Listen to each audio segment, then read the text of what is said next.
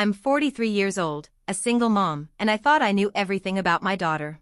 I thought I raised her to be honest, cautious, and strong. But I guess I was wrong. Last Friday started off like any normal day. I worked from home in the morning, cleaned up around the house, and made plans for dinner. My daughter, Maddie, she's 19, was supposed to come home for the weekend. She's been away at college about 3 hours from here, and even though we talk regularly, I hadn't seen her in person in nearly a month. She texted around 2 p.m. to say she was on the road and would be home by dinner time. I smiled, set out her favorite blanket on the couch, and started prepping the chicken she always loves. Everything felt normal. But then, at 5:34 p.m., she showed up on my doorstep holding a baby. Not a toddler. Not a babysitting gig. An actual newborn. The kind that can barely hold its own head up. She was clutching it to her chest like it was hers, like she'd done it 100 times before.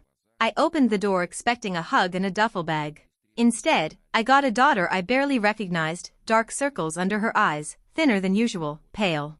And she just walked in like this was completely normal. No explanation. No heads up. Just a tired smile and a quiet, "Hey, Mom." I stood there frozen for a second before I managed to get out, "Whose baby is that?" She didn't answer. She just walked past me into the living room, sat on the couch, and started rocking the baby. I followed her, trying not to freak out. I asked again, louder this time. She didn't look at me. Just said, "Can we not do this right now?" That was the first red flag.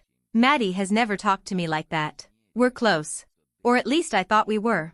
So when she brushed me off like I was some stranger, I felt this cold knot forming in my stomach. I didn't press, at least not right away.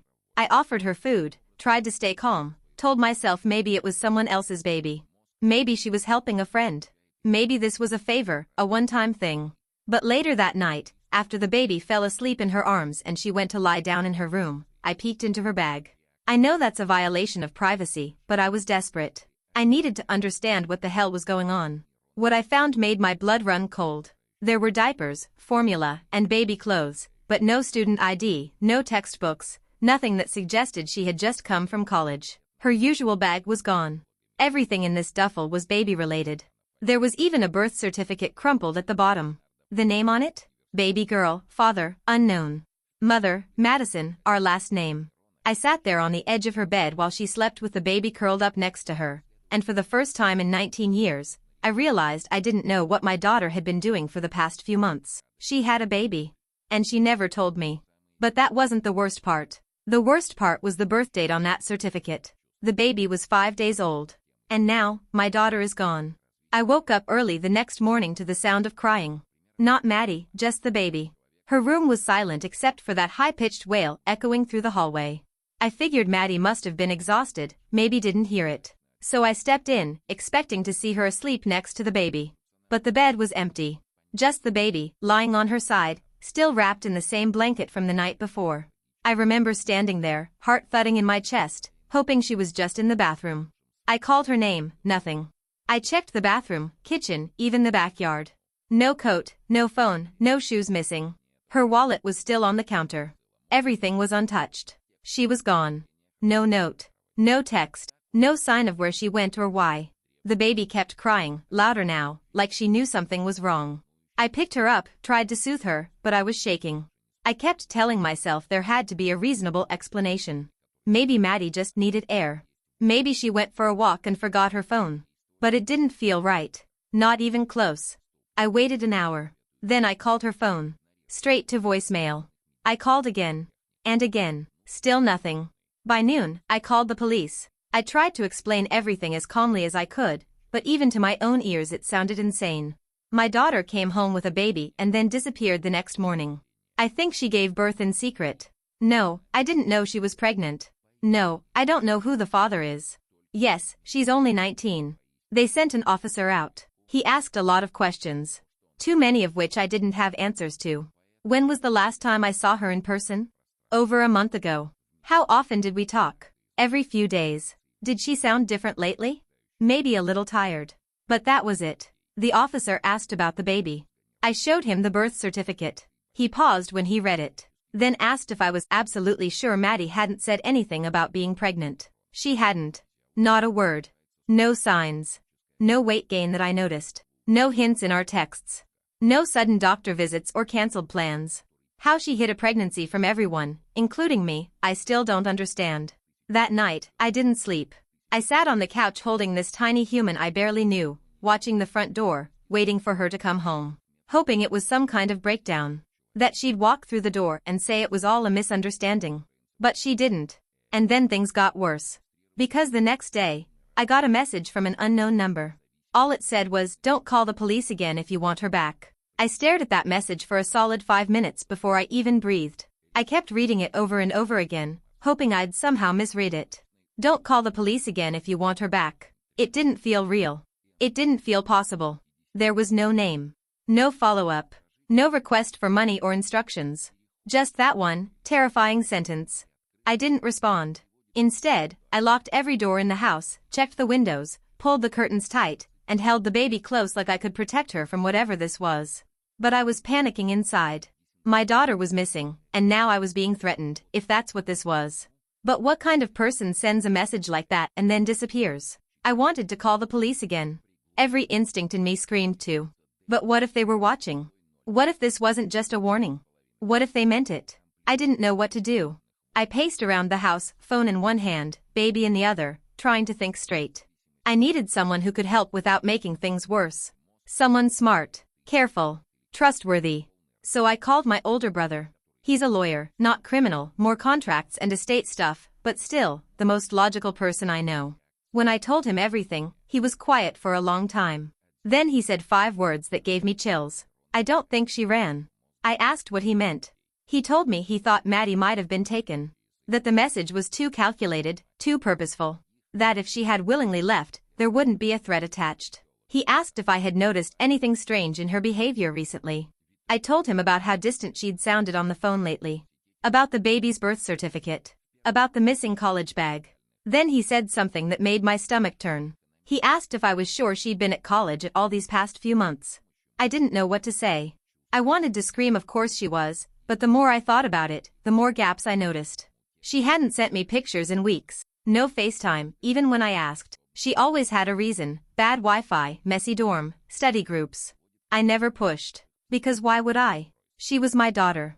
I trusted her. But now? Now I didn't even know where she'd been, or who she'd been with. And then, later that night, I got a second message. This time, it had a photo. Maddie, eyes red, cheeks streaked with tears. Sitting in what looked like a basement. Cinder block walls. A mattress on the floor behind her. No caption. Just the image. I nearly dropped the phone. I stared at that photo until my eyes burned. Her face was swollen like she'd been crying for hours. Her hair was pulled back, messy. She looked terrified, and the worst part? Her arms were wrapped around her stomach like she was still trying to protect something that wasn't there anymore. No sign of injuries. No bruises that I could see. But that didn't mean anything. The photo said enough. She wasn't safe. I forwarded it to my brother without a second thought. He called me immediately and told me not to post it, not to show it to anyone else just yet. He wanted to track the number. He said he had a friend, a cybersecurity guy, ex-police, who might be able to help. Said to leave everything to him for now. And I agreed. I had the baby in my arms while I talked to him, and for the first time since Maddie showed up at my door, it hit me: this child had no idea what world she'd just been born into. No idea who was missing. No idea what kind of storm was closing in. The baby slept easily that night, but I didn't. I kept checking my phone, waiting for another message, terrified to close my eyes. Around 2 a.m., I remembered the birth certificate. The one with the crumpled corner I hadn't really inspected. So I went back into Maddie's bag and unfolded it carefully. Something was off. The date of birth matched what I remembered. But the place of birth didn't. It wasn't the hospital near her college. It wasn't even the one in our hometown. It was a clinic I didn't recognize, somewhere I'd never even heard of. A place 2 states away. I googled the name. It was a private birthing center in rural Missouri. Missouri. Maddie was supposed to be in Illinois. Why would she have given birth there? I clicked through the center's website. It looked normal on the surface: as pastel walls, smiling nurses, all the cozy, were family branding you'd expect. But as I read more reviews, I noticed something strange. A pattern. Too many posts from young women claiming they'd gone there for discreet births, that the center didn't ask too many questions. That privacy was guaranteed. One review stood out. The girl wrote, "They helped me disappear. I owe them everything." My hands started to shake. Was this where Maddie had been? Was someone helping her disappear? Or was she forced to? Was this whole thing her idea? Or was she trapped in something she couldn't get out of? I looked down at the baby in my arms. She stirred, opened her eyes for just a second, and then fell back asleep. That's when I realized something I hadn't noticed before. She didn't look like Maddie. Not even a little. That realization hit me like a freight train. She didn't look like Maddie. Not at all. Her skin was a few shades darker. Her eyes were brown, Maddie's are green. Her hair was thick, dark, almost black. Maddie's is light brown, thin, curly. I know babies can change a lot as they grow, but this wasn't that. This wasn't genetics doing its thing. This was something else. I sat back on the floor with the baby in my lap, staring at her face like I could force it to morph into someone familiar. But nothing changed. And suddenly, I wasn't holding my granddaughter anymore. I was holding a stranger. I went back to the birth certificate, checked every line again. Same last name as Maddie, yes. But it was typed, not handwritten. No attending doctor's name, just staff midwife. And the father field was left blank. No official state seal. Just a printed logo from that clinic in Missouri. It wasn't a real birth certificate. It was a document made to look official. And that's when the panic really started. I stood up, baby still in my arms, pacing again like that would calm me down. But my thoughts were spiraling. If this wasn't Maddie's baby, then whose was it? And why was Maddie pretending it was hers? Had someone forced her to take the baby? Had she agreed to it? Was this some kind of illegal adoption? I tried to stop myself from jumping to conclusions, but nothing made sense anymore. Nothing lined up. It wasn't just the baby. It was everything, the secrecy, the clinic, the fake birth certificate, the cryptic messages. I called my brother again. This time, I couldn't keep my voice steady. I told him everything about the baby, the document, the clinic. He was quiet for a moment, then said he was coming over. When he arrived, he brought his laptop and immediately got to work trying to trace the phone number from the text messages. But it had been rerouted through several anonymous servers. Whoever sent those messages knew what they were doing. But my brother was persistent. He dug deeper, checking dark web forums, private message boards, and then, he froze. He looked up at me and said, "Do you remember Maddie's friend from freshman year? The one she used to talk about all the time, Jules?" The name rang a bell. I hadn't heard it in a long time. He turned the screen toward me. It was a missing persons post. Juliana Jules Moreno. Age 20. Last seen 5 months ago. 5 months. She had dark hair, brown eyes, and a baby girl due in late June. I looked at the photo of Jules. Then at the baby in my arms. My heart dropped into my stomach. It was the same face. I felt like I couldn't breathe. The photo on the screen, the baby in my arms, it was her. The same wide-set eyes. The same nose. Even the tiny dimple in the chin. This wasn't Maddie's baby. It was Jules' baby. My daughter came home with a missing girl's child. And then disappeared the next morning. And now I was stuck in the middle of something way bigger than I ever imagined. My brother kept scrolling through the missing person database. Jules had been reported missing by her parents in early March. No sightings. No activity on social media. No credit card usage.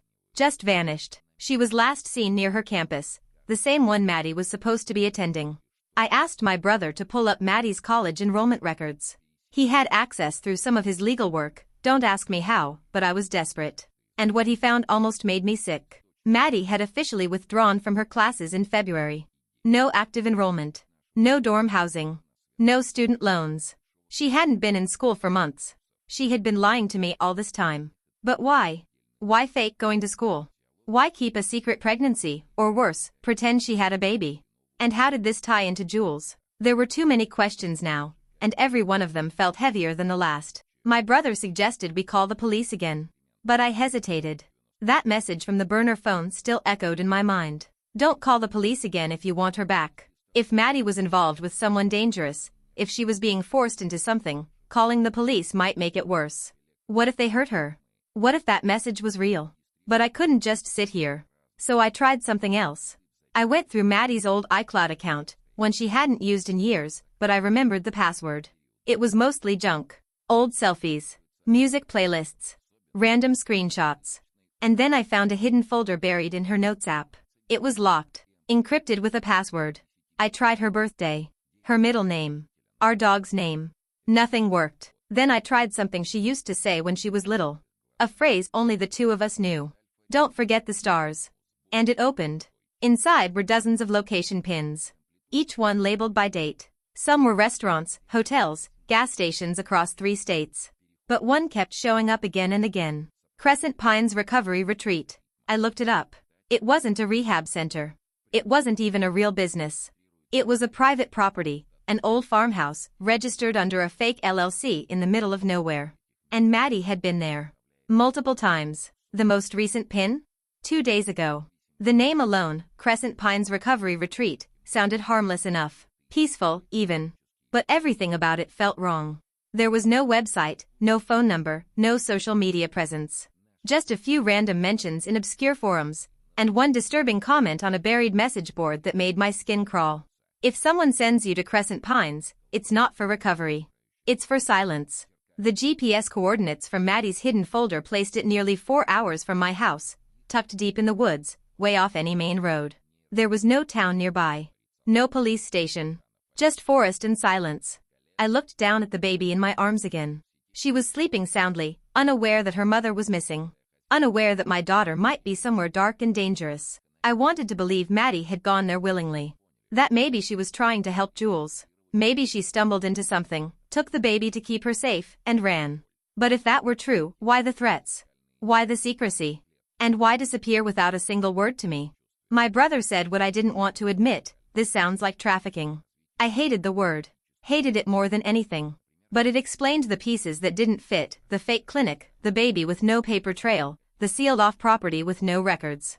And Maddie, maybe she got too close. Maybe she found out what they were doing and tried to stop it. Maybe now she was being punished. I knew one thing for certain: I couldn't wait anymore. So I did something stupid. I packed a bag, set up the baby's car seat in my brother's SUV, and we drove to Crescent Pines. No cops. No questions. Just the 2 of us, a baby, and a growing sense of dread that only got stronger the closer we got. We drove for hours, winding through backroads, spotty cell signal, endless trees. It was nearly dusk when we reached the gate. Just 2 rusted metal bars chained shut, no signs, no mailbox, nothing to suggest this was a place anyone should enter. But the GPS confirmed it. We were here. There was a camera nailed to one of the trees, barely visible unless you were looking. And above the gate, hidden behind brush, a wooden sign hung sideways, the letters almost too faded to read. Crescent Pines. That was it. No welcome. No staff. No reception. Just silence. And then the gate slowly creaked open. On its own. No one in sight. No sound. Just the click of the chain falling and the slow groan of old metal giving way. We looked at each other, my brother and I. Both of us thinking the same thing. They knew we were coming. Every part of me screamed to turn the car around, but I didn't. My hands were glued to the baby's carrier, and my brother's knuckles were white against the steering wheel. Still, we drove in. The gravel road curved into thick woods. No lights. No markers. Just tree after tree, and the eerie crunch of tires on stone. The baby stirred once in her seat but stayed quiet, like even she sensed we weren't supposed to be here. About half a mile in, the trees thinned, and the house came into view. It was massive. Old, weathered wood stretched across the structure like it had been cobbled together in pieces over time. Parts of it looked like a farmhouse, other parts more like cabins stacked together. Curtains drawn. Porch empty. But it wasn't abandoned. Not even close. A black SUV sat parked to the side. Another vehicle, white van, no markings, was backed into the trees. And on the far end of the porch, an old swing creaked gently in the breeze. We parked. No one came out. Not at first. My brother whispered that we should leave the baby in the car, but I shook my head. No way was I letting her out of my arms. I stepped out with her held close, blanket wrapped tight. The air was still. Heavy. Then, the door opened. A woman stepped out. Mid-50s, hair pulled back, long cardigan over a floral dress. She looked like someone's aunt. Or school librarian. She smiled like this was the most normal thing in the world and walked down the porch steps barefoot. "You must be Madison's mother," she said. I froze. She didn't ask. She knew. My brother stepped in front of me, but she didn't even blink. Just tilted her head and looked at the baby. "She's beautiful, isn't she?" she said softly. "It's good you brought her back." We were starting to worry. That's when I realized they thought we were returning the baby. That this was a drop-off. I clutched the child tighter, stepped back. My brother asked the only question that mattered: "Where is Maddie?" The woman's smile faded. "She shouldn't have taken what wasn't hers," she said. That one sentence shattered everything I thought I understood. Because that meant Maddie had stolen the baby. Taken her from here. From these people. Which meant she wasn't just hiding anymore. She was running. And if she wasn't here, if she hadn't been caught, then what was this place hiding? The woman looked at us both, then calmly said, "She's not here. And if you want to keep her safe," she nodded toward the baby, "you'll hand her over and leave." My heart dropped. Because behind her, in the doorway, I saw movement. A figure. Small. Quick. Gone in a blink. But I swear to God. It was Maddie. It was just a flash, a silhouette in the hallway behind the woman, but I know my daughter's shape. The way she moves. Even with her face hidden, even in that split second, it was Maddie. She was there. I took a step forward before I even realized what I was doing. But the woman raised a hand, like a stop sign, calm and steady. "She's not available," she said. Not she's not here. Not she can't talk right now. Not we'll get her. Just, she's not available. Like she was property. Like she belonged to them. My brother stepped closer, pulled out his phone. He told her we were calling someone, he didn't say who, but we both knew he meant backup. Police, lawyers, anyone. But before he could even dial, 2 men stepped out from the side of the house. Quiet. Dressed in plain clothes. No weapons visible, but the threat was clear. This wasn't just a house. It was a front. And we had walked right into it. The woman smiled again, this time colder. She glanced at the baby. "Madison made a mistake," she said. "But she tried to fix it. You showing up complicates things." I was shaking now, from anger, from fear, I'm not sure. I asked her flat out what they had done to my daughter. Her answer? "She's safe. For now." Then she looked down at the baby and added, almost like an afterthought, "And the child is not yours to keep." That's when my brother lost it. He stepped in front of me, told her we weren't leaving without Maddie. That the baby wasn't going anywhere. That if they wanted a legal battle, they were going to get one. The woman didn't flinch. But she turned slowly toward the house and called out, just once. "Madison." Silence. And then, footsteps, slow, reluctant. And there she was. Maddie stepped into the doorway, barefoot, pale, wearing clothes that didn't look like hers. Her eyes met mine, and something inside me cracked wide open. She looked scared. Not the kind of scared you get when you're caught doing something wrong. The kind of scared you get when someone owns you. She opened her mouth. I waited. But all she said was, "Mom, give her back." And my heart split in two. My legs nearly gave out when Maddie said those words. "Mom, give her back. Not help me. Not I love you." Just that. Like she was rehearsing a line. Like someone was standing just out of sight, making sure she said it. I begged her with my eyes. I whispered her name. But she didn't move. Didn't come to me. Her arms stayed at her sides, her face expressionless, like every part of her had been drained dry. My brother leaned toward me and said we needed to leave. That we'd come back with a court order. Police. The FBI if we had to. But I couldn't move. I looked at the baby in my arms, peaceful, warm, oblivious to the chaos surrounding her. I thought about the fake birth certificate. Jules, the missing girl. This place. The people behind it. Whatever they were doing here, it wasn't legal. And Maddie, she had gotten in too deep. But then Maddie took a step forward. And she said something that cut deeper than anything else. They said they'd let me go, if I gave her back. That's when I understood. This wasn't her baby. It wasn't even about the baby. It was about control. They used the child to keep Maddie in line. To buy her silence. Maybe she found out something, maybe Jules confided in her, or maybe Maddie witnessed something she wasn't supposed to. Maybe they made her help. Or maybe she tried to save someone and became a threat instead. Either way, Maddie had run. And she'd stolen the one thing they couldn't afford to lose, their leverage, the baby. And now she was bargaining with her own freedom. I held the baby tighter. She shifted a little, made a soft noise, then settled again. I looked at my daughter, my broken, brave, terrified daughter, and I knew what I had to do. I kissed the baby's forehead. Then I handed her to my brother. I told him to go. Right then. Drive. Don't look back. Take her to the police. The real ones. Tell them everything. He protested, but I didn't give him the choice. I shoved the diaper bag into his hands, whispered protect her, and told him I'd buy them time. He looked at me like I was insane. Maybe I was. But I turned around before I could change my mind. I walked straight up to Maddie and hugged her. Tight, fierce. Like I was trying to transfer every bit of strength I had into her body. She didn't hug me back right away, but when she did, it was like she was clinging to the last piece of herself. "I'm so sorry," she whispered.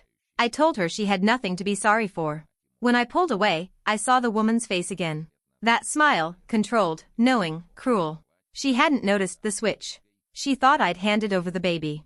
But when she turned to call her men back, she saw the SUV disappearing down the road. My brother was gone. With the baby. And that's when everything erupted. She screamed. Maddie grabbed my hand. We ran. I don't even remember how we got to the woods, just branches, shadows, my lungs burning, Maddie sobbing beside me. Tires screeched behind us. Voices shouted. But we didn't stop. We ran until the trees blurred and the house vanished and the darkness swallowed everything. We made it to a road. A truck driver stopped. We climbed in. Didn't look back. That was 5 days ago. The baby is safe. In protective custody. DNA confirmed she's Juliana Marino's daughter. Her family has been contacted. They're alive. They're ready to fight. Crescent Pines? The feds raided it yesterday. It wasn't just a clinic. It was a front for a black market surrogacy and trafficking ring. Young women, mostly students, were recruited under the guise of healing, then coerced into giving up their children for illegal private adoptions. Some girls had been missing for years. Maddie told everything. She's under protection now. We both are. She's still not okay. But she's here. And I finally have my daughter back. I don't know if the people behind that place will ever face full justice. But I do know this. They messed with the wrong girl. And the wrong mother.